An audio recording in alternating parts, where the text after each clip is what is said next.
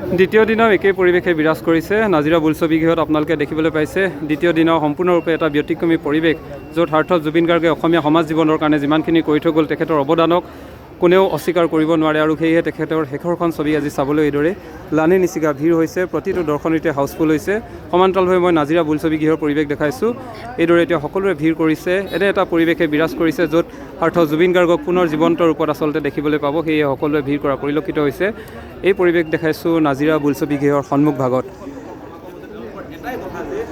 কি ক'ব, গুণমুগ্ধ হিচাপে অনুৰাগী হিচাপে আহিছে, কি ক'ব? কি ক'বলগীয়াতো তেনেকুৱা একো নাই। জুবিন দাই যিটো বিচাৰিছিলে এই চিনেমাখন সকলোৱে আহি চোৱা, তেওঁ এটা ভিডিঅ' প্ৰস্তুত কৰি গৈছিলে ছিংগাপুৰ যোৱাৰ আগত। তো সেই হিচাপে আচলতে জুবিন দাক আমি সেইটো বুলিয়ে নহয়, আগৰ পৰাই তেওঁ চিনেমা বা গান আমি শুনি ডাঙৰ হৈছোঁ। তো সেইটো হিচাপত আহিছোঁ।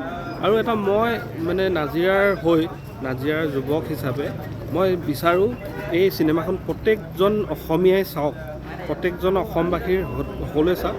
আৰু কিছুমানে ধৰক টিকেট কৰিবলৈ অসুবিধা যদি দৰিদ্ৰ দুখীয়া লোক আছে, তো তেখেতলোকে মোক লগত যোগাযোগ কৰিব। 9954493383 মোৰ নাম্বাৰটো। মই আকৌ এবাৰ কৈছোঁ 9954493383 মোৰ নাম্বাৰটো। মোক যোগাযোগ কৰিব। মই যিমানখিনি পাৰোঁ তেওঁলোকক মই টিকেট কৰি দিবলৈ মানে চেষ্টা কৰিম। যিসকলে টিকেট কৰিব নোৱাৰি ধৰক চিনেমাখন চাব পৰা নাই তেওঁলোকক আপুনি সহায় কৰিব। মই কৰিম বুলি মানে প্ৰতিশ্ৰুতি দিছোঁ।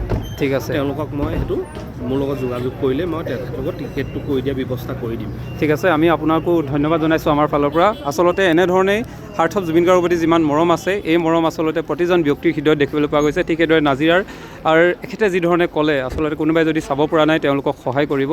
এয়াই হৈছে সাৰ্থক জুবিন গাৰ্গে যিধৰণে মানৱ সমাজৰ কাৰণে কাম কৰিলে, তেখেতৰ আদৰ্শক অনুপ্ৰাণিত হৈ সকলোৱে কিন্তু এইদৰে আগবাঢ়ি অহা দেখিবলৈ পোৱা গৈছে। ইজনে সিজনক সহায় কৰাও দেখিবলৈ পোৱা গৈছে।